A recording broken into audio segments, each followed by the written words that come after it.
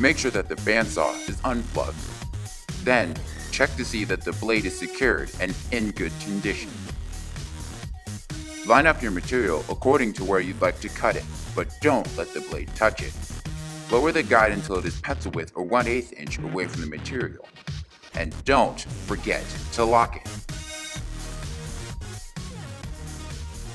Place your hands on each side of the material, each 2 inches or further from the blade.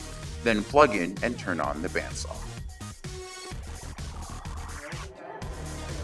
Slowly guide the material through the blade's path, making sure to keep your hands clear.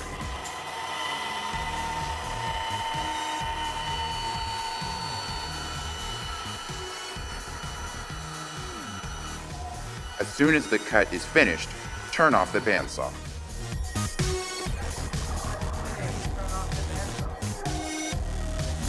Do not touch anything until the blade has finished moving, including the edge of the material as it may be hot. Finally, unplug the bandsaw when finished.